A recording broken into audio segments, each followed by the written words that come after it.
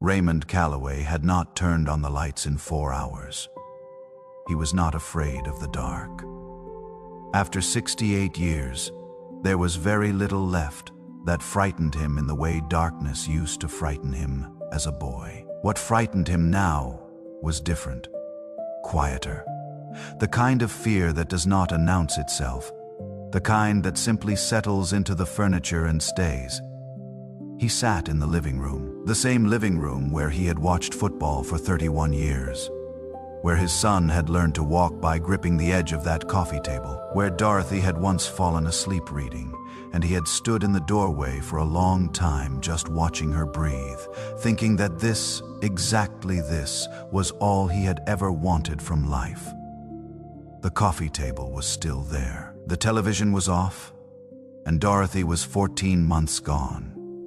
The clock on the wall read 2:17 in the morning. Raymond was not sure when he had sat down. He was not sure about a lot of things lately, what day it was, whether he had eaten, whether it mattered. In his hands he held a book, Dorothy's Bible. The cover was soft from years of use. The spine cracked at Psalms because that was where she spent most of her time. He was not reading it. He had not opened it. He simply held it the way a person holds something when they need their hands to be doing something other than shaking. Across from him, the armchair sat empty. It was a good chair, cream-colored, slightly worn on the left armrest, where Dorothy would rest her elbow while she worked her knitting needles. He had offered to reupholster it twice in the last year. She had said no both times. She liked it worn. She said it meant the chair had been loved. He had not sat in that chair since she died. He had not let anyone else sit in it either. His sister had visited in the spring and moved toward it instinctively, the way people do when they are making themselves comfortable in someone else's home. And Raymond had said nothing out loud, but something in his face must have shifted because she quietly chose the sofa instead and never mentioned it. The chair just sat there, empty, waiting for something he could not name. Raymond closed his eyes. He had stopped praying 14 months ago, not dramatically, not with anger or a proclamation. He had simply stopped the way a man stops going to a place when the place no longer feels like it knows him. The last real prayer he remembered was in the hospital, room 114. The night the doctors told them there was nothing more to discuss. He had walked to the end of the hallway, stood facing the window that looked out onto the parking lot, and said out loud quietly, to no one visible, please, just please. Nothing happened. Dorothy died 11 days later. He did not blame God exactly. Blame required more energy than he had.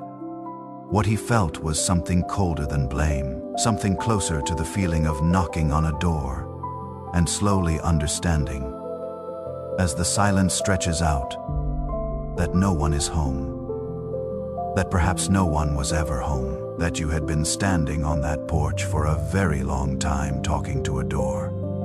He shifted in his seat.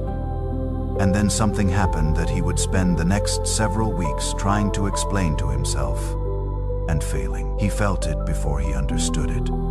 A change in the room, not a sound, not a movement. He felt it coming from the direction of Dorothy's chair. Raymond did not open his eyes. He sat very still. His hands tightened slightly on the Bible. His breathing changed without him telling it to. The room was silent, but it was no longer the same kind of silence it had been a moment before. That silence had been empty. This silence had something in it. He still did not open his eyes. My child. He would not have been able to say later whether he heard it or felt it. It did not come through his ears the way sound normally comes. It came from somewhere closer, somewhere that did not have a location he could point to. I know you have not prayed in 14 months. I have been counting too. Raymond exhaled slowly. His jaw tightened. There was a long pause in which he said nothing. and thought several things at once, most of which were arguments. He was good at arguments. He had been an engineer for 34 years. He understood load-bearing structures. He understood the difference between what holds and what only appears to hold. He understood, or thought he understood, the difference between a voice and a man's own exhausted mind speaking to itself at 2 in the morning. You felt something just now. When the room changed, you have been calling that feeling the house settling, or the grief moving through you. I understand why. It was easier than the alternative. Raymond opened his eyes. The chair was empty. Of course, it was empty. It was always empty now. But the feeling remained. That gentle, specific pressure. Not frightening. Not demanding. Simply present. The way a person is present when they have pulled a chair close to yours and are waiting, without agenda for you to be ready to speak. I never left that chair, Raymond. He looked at it for a long time. The worn left armrest. The cream fabric gone slightly golden in certain lights. He thought about the last time Dorothy sat there. She had been working on a blanket for Brennan's birthday. Blue and gray.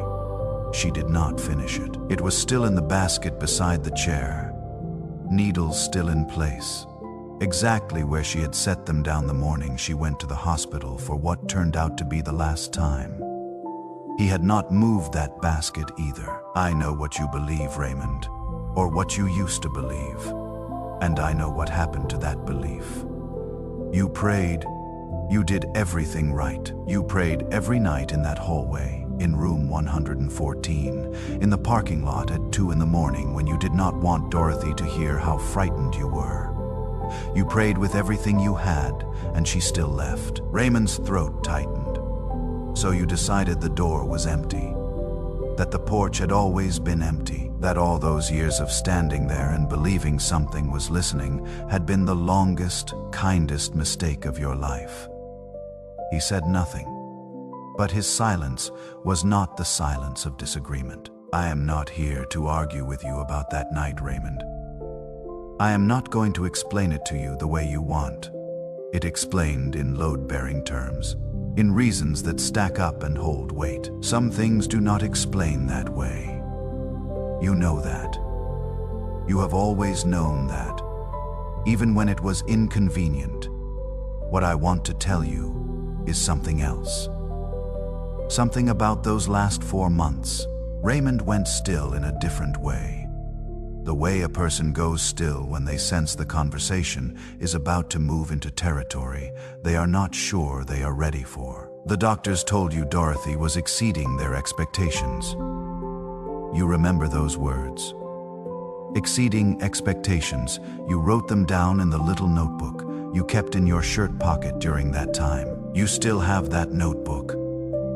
3rd drawer down in the kitchen under the takeout menus you never use. He did not confirm this out loud, but it was true. Dorothy was not exceeding expectations because of the medication alone. She was exceeding expectations because she was asking me every single night to give her more time, not for herself. She was not afraid of what came next. She knew what came next. She was asking for more time because she was watching you, Raymond. She was watching you in that hallway at 2 in the morning. She was watching the way you held her hand differently in the last weeks, tighter, like a man trying to keep a grip on something he could feel slipping. She knew you were not ready, and so she held on. Raymond's eyes were burning. She held on for 4 months longer than her body should have allowed. Because of you. Because I heard her, and because I heard you, and because love that strong does not just evaporate into the silence you have been sitting in for 14 months. He pressed the Bible against his chest, not as a gesture, simply because he needed something solid there. I heard every prayer you prayed in that hallway, Raymond.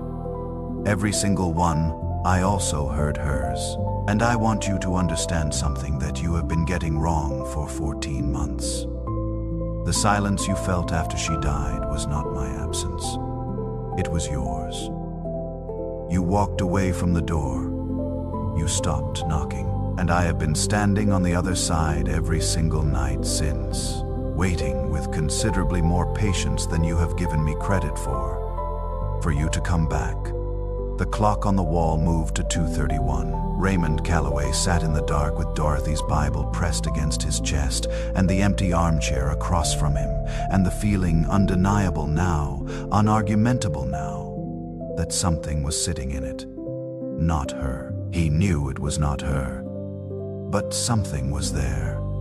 Something that had apparently been there for 14 months, patient in a way that shamed him slightly, sitting in his wife's chair in the dark, waiting for him to stop calling it the house settling. He did not pray.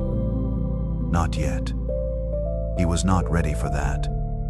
But for the first time in 14 months, Raymond Calloway did not feel alone in the room. And that, for tonight, was where it began. The days after that night did not transform Raymond Calloway into a different man. He wanted to be honest about that. He had read enough stories, sat through enough Sunday sermons in the years before Dorothy got sick, to know the version where a man has a moment in the dark and wakes up the next morning changed, purposeful, walking toward the light with his shoulders back. That was not what happened. What happened was that he made coffee. He drank it standing at the kitchen window, looking out at the backyard, at the crabgrass that had taken over Dorothy's garden beds, at the bird feeder she had hung from the oak tree that he had not filled in 14 months. A sparrow landed on it, found it empty, and left. Raymond watched this and felt it was probably a metaphor for something, but was too tired to work out what. He went back to the sofa. He slept for 3 hours. He woke up and could not immediately remember what had happened at 2 in the morning. And then he did remember. And he sat with that for a while, the way you sit with something you are not sure is real. The chair was just a chair in the daylight, cream-colored. Worn left armrest, basket of unfinished knitting beside it. He looked at it for a long time, and felt the specific loneliness of a man who cannot tell the difference between a genuine encounter with something beyond himself and the elaborate productions of a grieving brain that has not slept properly in over a year. He decided not to decide. He was an engineer. He understood that some structural assessments required more data before a conclusion could be reached. He went to the kitchen and looked in the third drawer. Under the takeout menus he never used, the little notebook was there. He stood holding it for a moment. Then he put it back and closed the drawer and did not open it again that day. The weeks that followed moved the way weeks move when a person is living alone without any particular reason to track the passage of time. Slowly, and then suddenly, and then slowly again, Raymond ate. He slept. He drove to the grocery store on Thursdays because Dorothy had always gone on Thursdays, and the habit had outlasted her by 14 months without him consciously deciding to maintain it. He thought about Brennan. Brennan called on the first Sunday of every month. The calls lasted approximately 8 minutes, sometimes 9. They covered practical territory. Raymond's health, generally fine. Brennan's work going well. The weather in Portland, which was apparently always either raining or about to rain. They were polite calls, careful calls, the kind of calls two people make when they love each other, but have not yet figured out how to talk about the thing that sits between them. Dorothy sat between them, not as a presence, but as an absence so large it had its own gravitational pull. Every conversation bent around it without ever going near it. They had gotten very good at this. Raymond understood that this was not Brennan's fault. He also understood it was not entirely his own fault. Grief does not distribute evenly or fairly. Brennan had lost his mother. Raymond had lost his wife. These were related losses, but they were not the same loss. and they had both been so occupied with the weight of their own version that neither had found a way to put it down long enough to help carry the others. 8 minutes. First Sunday of the month. It was not enough, and they both knew it, and neither of them knew how to say so. It was in the 5th week after the night in the living room that Raymond had the dream. He had not been sleeping well enough for dreams, or so he believed. Most nights, he skimmed the surface of sleep without going under, waking repeatedly, lying in the dark listening to the house make its sounds. But that night, he went under, fully and completely, the way he used to sleep before everything. When sleep was simply something that happened at the end of a day rather than something he had to negotiate with. In the dream, he was in the kitchen. His kitchen. Everything exactly as it was, the yellow walls Dorothy had chosen in 1987 and never wanted to change. The window above the sink looking out at the oak tree. The same linoleum floor he kept meaning to replace. The kitchen smelled like it used to smell on Saturday mornings. Butter and flour and something warm from the oven. Dorothy was there. She was standing at the counter with her back to him, working biscuit dough the way she always had, with the heels of her hands leaning into it, her shoulders moving in that particular rhythm he had watched for 31 years. She was wearing the green cardigan, the one he had given away to her sister after the funeral and then regretted giving away immediately and permanently. He stood in the doorway. He did not speak. In the dream, it seemed important not to interrupt. She did not turn around. She kept working the dough. And then she said, in exactly her voice, in the tone she used when she was telling him something practical, something that should have been obvious, the tone she used when she reminded him where his keys were or that the oil in the truck needed changing, call Brennan. Not Sunday tonight. That was all. She did not turn around. The dream did not extend into a reunion or an explanation or any of the things Raymond would have asked for if he had been given the chance to design it himself. Just those 5 words in Dorothy's voice, her shoulders still moving. The kitchen smelling like Saturday morning. He woke at 3:40 in the morning. He lay in the dark looking at the ceiling. His heart was beating faster than it should have been. He picked up his phone from the nightstand. He looked at Brennan's name. He thought about calling. He thought about what he would say. He thought about the fact that it was 3:40 in the morning in Tennessee, which made it 1:40 in the morning in Portland. He thought about the 8-minute Sunday calls and how calling at 1:40 on a Tuesday would require an explanation he did not know how to give. He set the phone back down. He told himself, it was a dream. His mind producing Dorothy's voice the way the mind produces everything it has stored, randomly, without meaning. The way dreams work. He was a practical man. He understood the mechanics of dreaming. He told himself this, and almost believed it, and went back to sleep. Raymond, you have been waiting for a sign. I gave you one in the only voice you would not argue with. And you went back to sleep. There was no accusation in it. That was the thing about this voice, whichever way he chose to understand it, it did not accuse. It simply observed. With a kind of patience that was almost more difficult to receive than anger would have been. Anger he would have known how to respond to. This was something else. He did not call Brennan that night, but he thought about it for the rest of the week in a way that was different from his usual thinking about Brennan. More specific. More like something unfinished pressing quietly from the inside. The garden was getting worse. He could see it from the kitchen window every morning. Dorothy had kept it beautiful. Not in a formal way.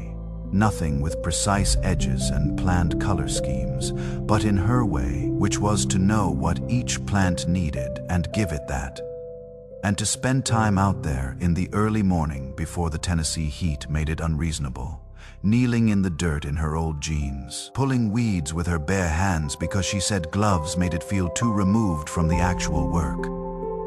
He had not been out there once in 14 months. He told himself it was because of his knees. This was partially true. He told himself he would get to it eventually. This was less true. The honest answer, the one he had not said out loud to anyone, including himself until recently, was that the garden was Dorothy's in a way that the rest of the house was not quite. The furniture they had chosen together, the walls they had painted together, the garden was hers. Going out there felt like trespassing on something he did not have the right to anymore.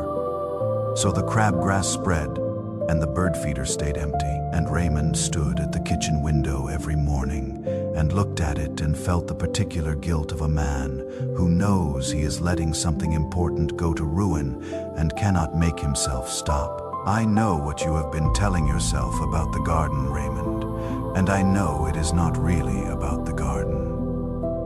He was standing at the kitchen window when he heard this. A Tuesday morning in July, the light coming in at the angle it comes in Tennessee in summer. Golden and heavy. The kind of light that makes everything look like it is being remembered rather than experienced. You have been telling yourself you are waiting until you feel ready. Ready to go back out there. Ready to pull the weeds. Ready to fill the bird feeder. But the truth is, you have been waiting for something else. You have been waiting for the pain to shrink down to a size you can manage before you let yourself live in the parts of your life that remind you of her. And I need you to understand something, my child. That is not how it works. The pain does not shrink first, and then you live. You live, and the pain learns to walk beside you instead of sitting on your chest. Raymond set down his coffee cup. There is a reason I am telling you this today. There is a reason I need you to hear this on this particular Tuesday morning in July.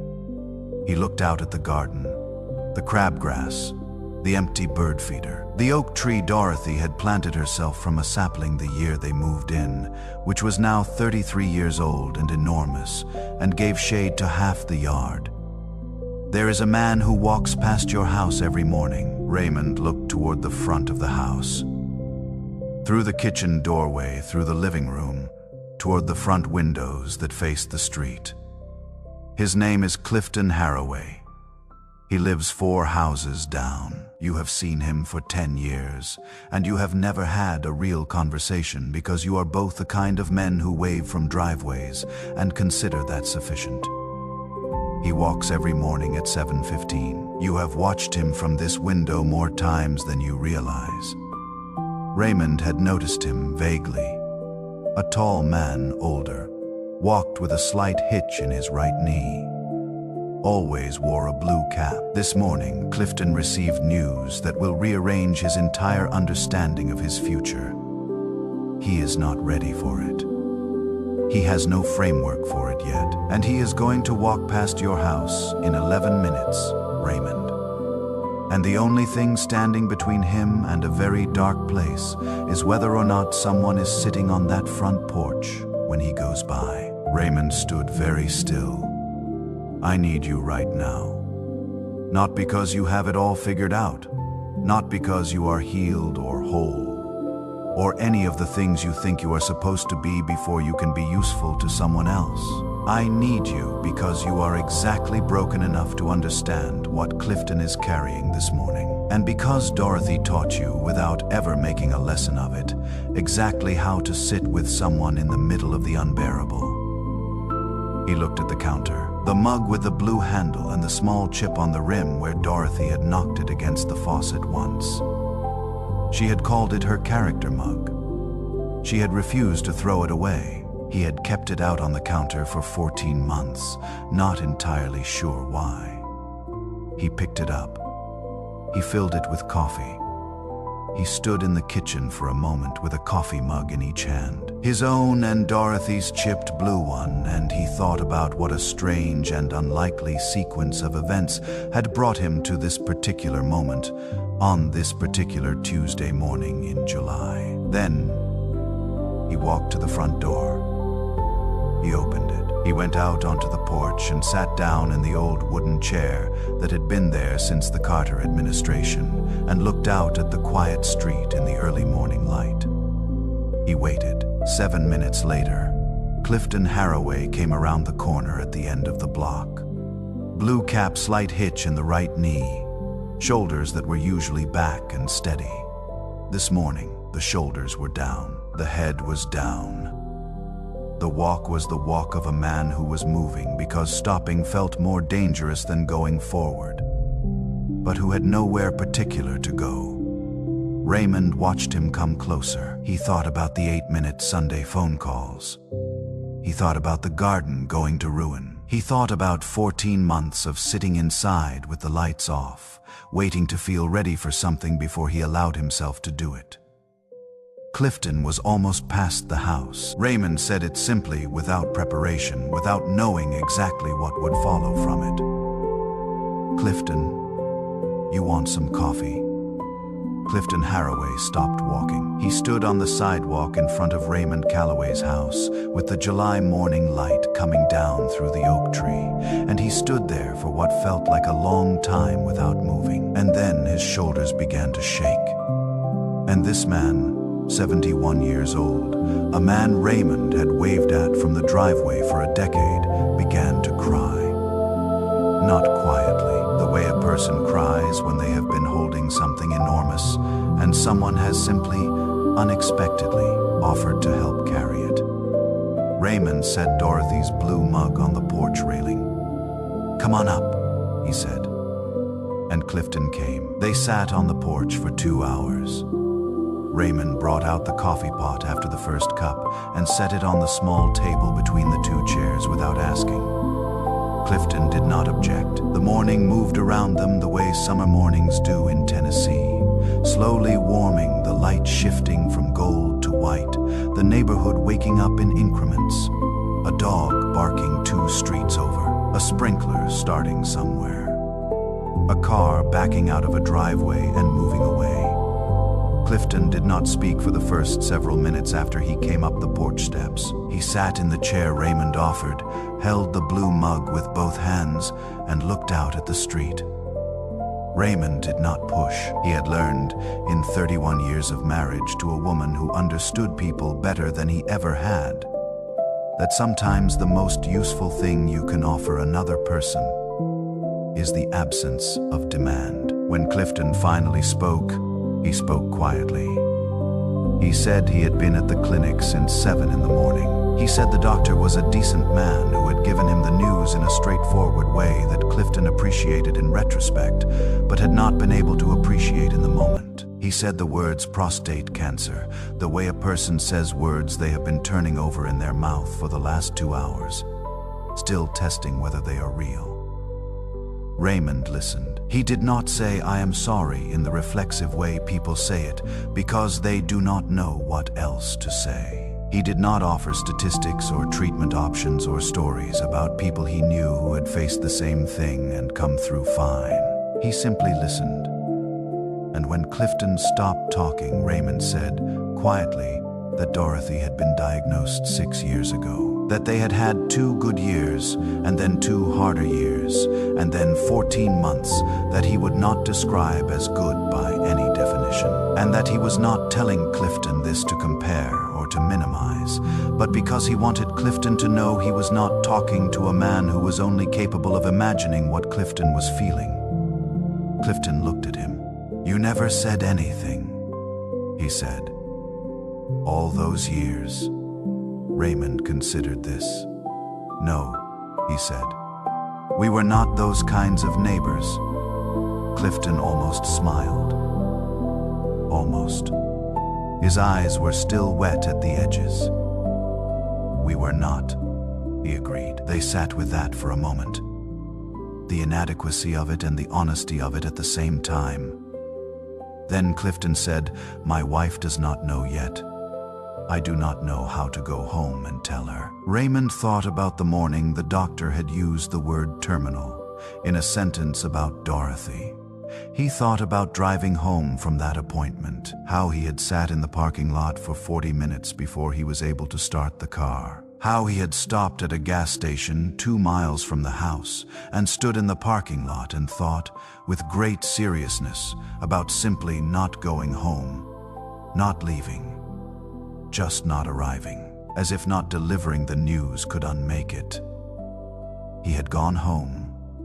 He had sat at the kitchen table across from Dorothy and taken her hands in his and told her what the doctor said. And Dorothy had looked at him for a long moment, and then she had said, "Raymond, I need you to not fall apart right now.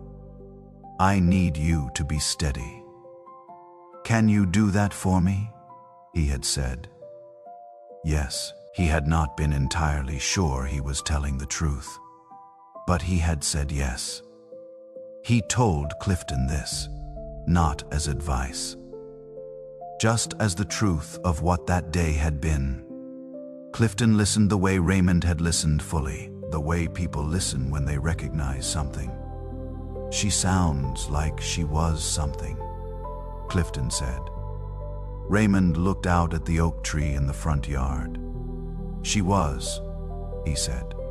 "She really was. There are conversations that do their work invisibly. You do not feel them shifting something while they are happening.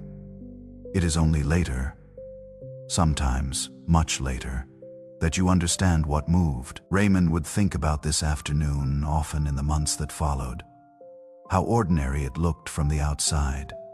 2 old men on a porch with a coffee pot between them. How much was quietly rearranging itself underneath. "Were you angry at God?" Clifton asked. He asked it without preamble, the way a man asks something he has been holding for the last hour and has finally decided to say. Raymond took a slow breath. He looked at the blue mug in his own hands, Dorothy's mug, the chipped rim, the weight of it. "Still am," he said some mornings. "Does that bother you?"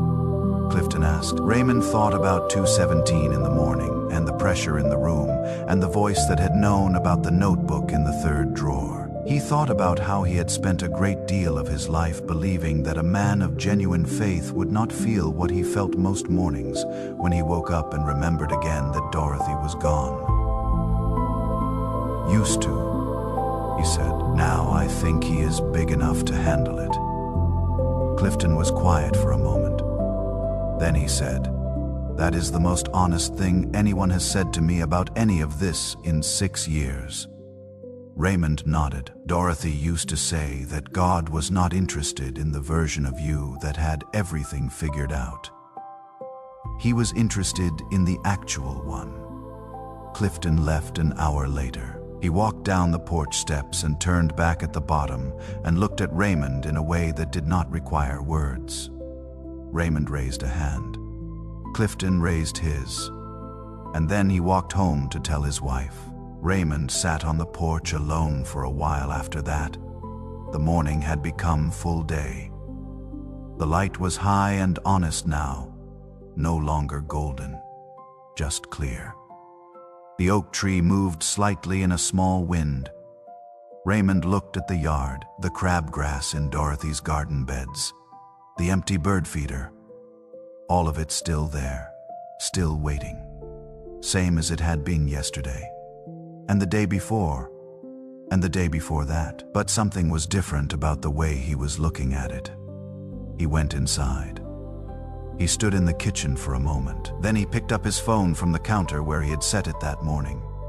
And he looked at Brennan's name and he thought about what was different about today that had not been different yesterday. He could not have named it precisely, but something in the morning had shifted. Something in 2 hours on a porch with a man who had just received devastating news had done something to the architecture of Raymond's own grief, as if sitting with Clifton's pain had made enough room inside Raymond for something else to move. He thought about Dorothy's voice in the dream. Not Sunday tonight. He dialed. It rang twice. Then Brennan's voice, alert and concerned in the way adult children become alert and concerned when their aging parents call outside of established patterns. "Dad, Is everything okay? Raymond stood in the kitchen with the phone against his ear and looked out the window at the oak tree Dorothy had planted from a sapling 33 years ago. No, he said, but I think I am starting to figure out how to make it okay. Can I tell you about today? There was a pause. Not a long one, but the kind of pause that means something is adjusting on the other end of the line. Yeah, Brennan said. Tell me. They talked for 47 minutes. Raymond had not talked to his son for 47 minutes about anything since before Dorothy got sick. He knew this because he was aware, in a specific and slightly painful way, of how extraordinary it was. 47 minutes. He did not check the time while it was happening. He found out later when he looked at his call history and stood in the kitchen doing the arithmetic. He told Brennan about the morning. All of it. He told Brennan that sitting with a man who had just been handed a frightening future had somehow made him feel, for the first time in 14 months, like his own experience with Dorothy's illness was not just a wound but also something useful, something that had made him capable of being present in a way he could not have been before. Brennan listened. Really listened. Raymond could hear it. And then Brennan said, quietly, I did not know how to talk to you about her, Dad. I still do not, really. But I miss her so much I do not know what to do with it sometimes. Raymond sat down at the kitchen table. The table where he and Dorothy had eaten 31 years of meals. The table where she had graded papers when she was still teaching. Where Brennan had done homework. Where they had played cards on winter evenings when the three of them were still the three of them. I know, Raymond said. Me too. They were quiet together for a moment. Not the careful quiet of the 8-minute Sunday calls. A different kind.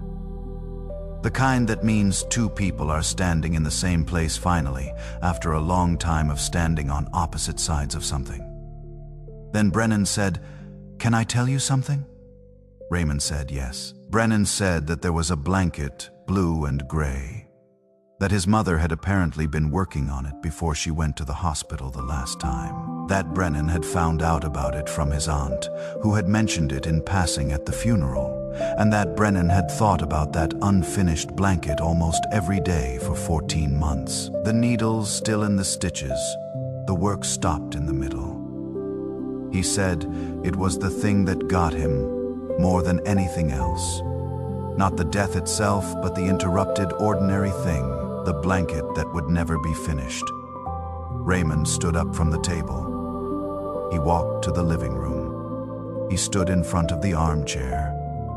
Dorothy's armchair, the cream fabric and the worn left armrest, and the basket beside it that he had not moved in all that time. He looked at the basket. The blue and gray blanket folded inside it, the needles angled into the last stitch she had made. Blue going into gray.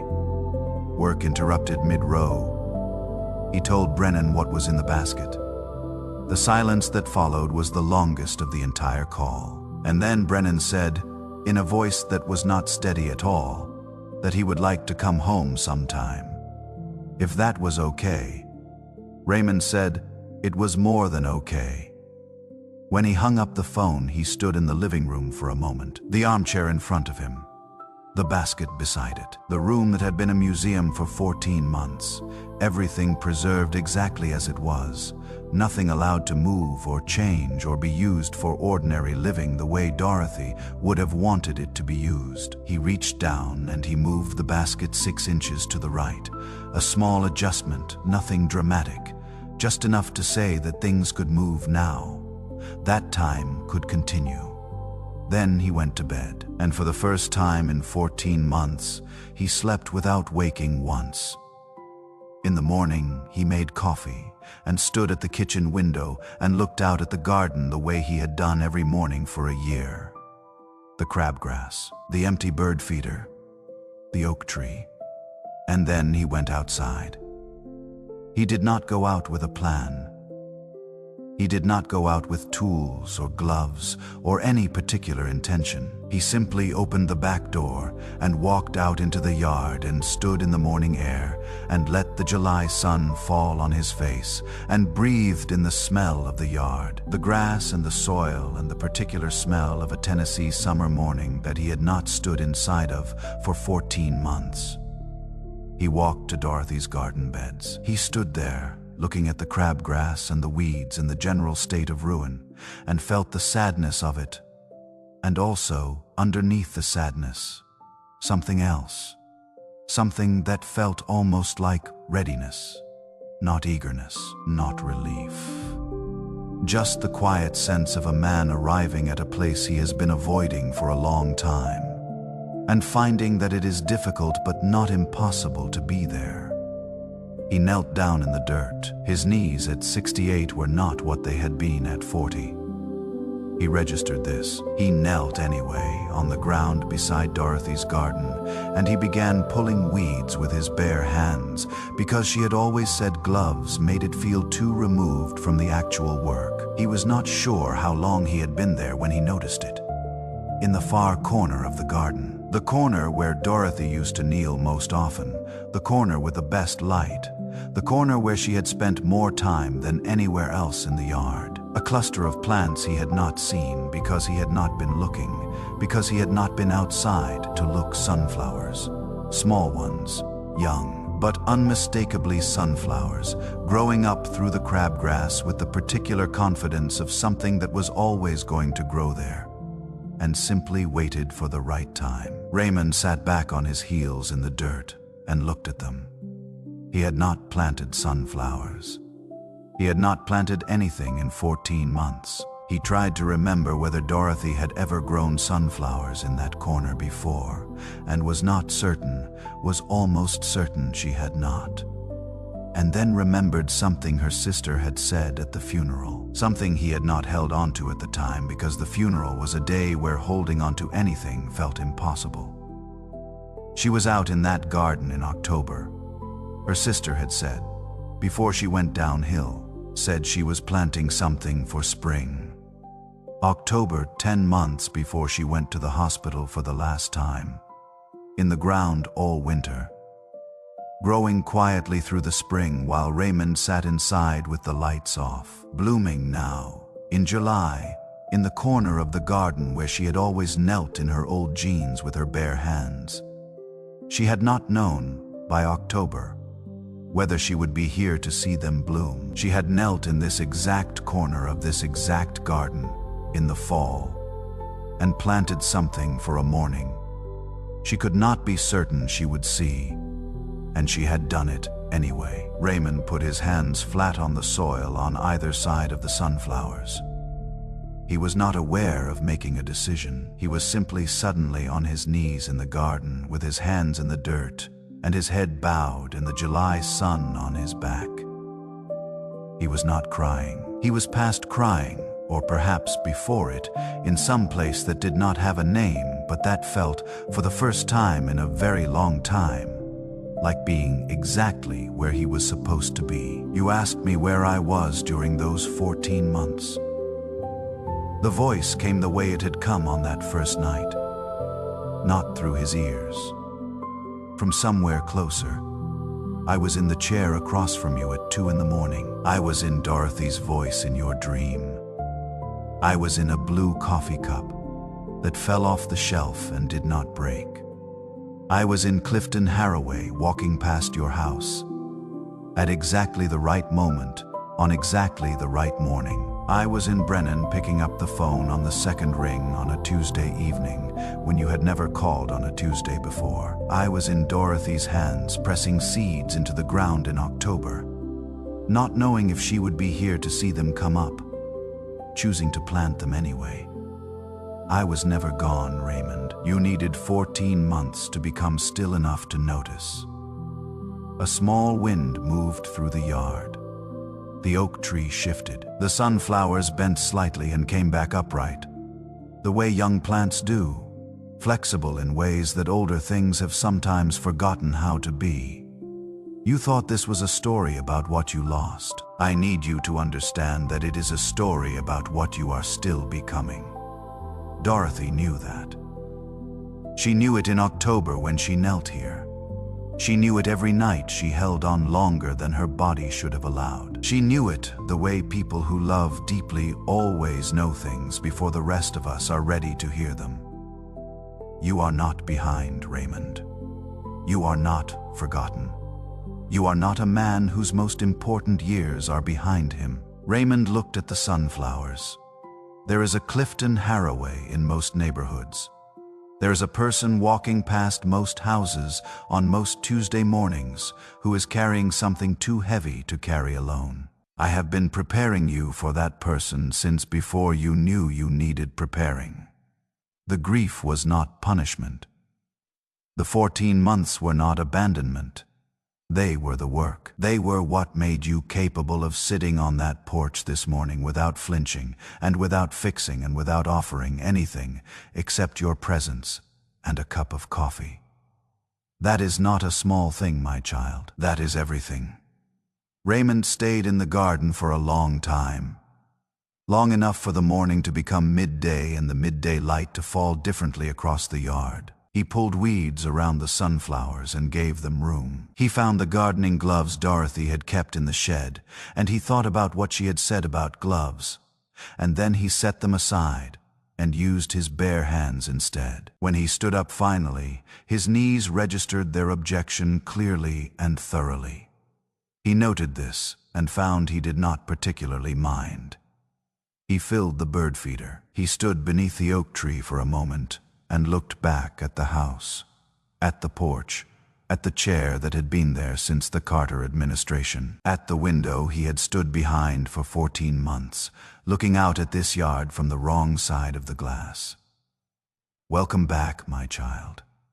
The words came quietly, without fanfare, the way the most important things usually come. Raymond was learning, not in earthquakes or great winds, not in the dramatic moments a person prepares for, in dreams and falling coffee mugs and neighbors who need somewhere to stop, in sunflowers planted by a woman who loved you enough to kneel in October soil for a spring morning she was not certain she would see. Now, are you ready?